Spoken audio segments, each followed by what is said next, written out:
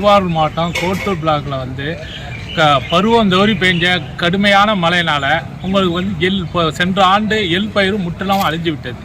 அதை வந்து கணக்கு எடுத்தாங்க, 10 பிளாட்டில் கணக்கு எடுத்தாங்க. கணக்கு எடுத்ததில் ரொம்ப குறைவான ஈல்டு தான் விழுந்துச்சு. கிட்டத்தட்ட 1 கிலோ 650 கிராம் தான் விழுந்துச்சு. அந்த ஈல்டு பயிர் கொடுத்தா எங்களுக்கு 92% காப்பீடு தொகை வரும்.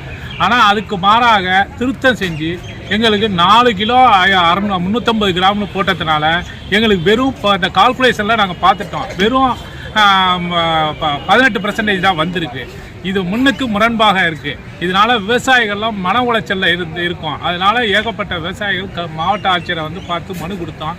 மனு கொடுத்ததில் நாங்கள் உண்மையான நிலையை கண்டு ஆய்வு பண்ணி என்ன வருமோ அது தர்றனாங்க. இதை வந்து கூடுதலாக அரசும் முதலமைச்சரும் கவனம் எடுத்துக்கணும். அதே மாதிரிக்கே பிரதமரும் கவனம் எடுத்து இந்த பகுதியில் உண்மையான ஈல்டு போட்டு எங்களுக்கு என்ன கிடைக்குதோ அதுபடி எங்களுக்கு காப்பீடு தொகை கொடுக்கணும்னு நாங்கள் எல்லாம் விவசாய சார்பாக கேட்டுக்கொள்கிறோம்.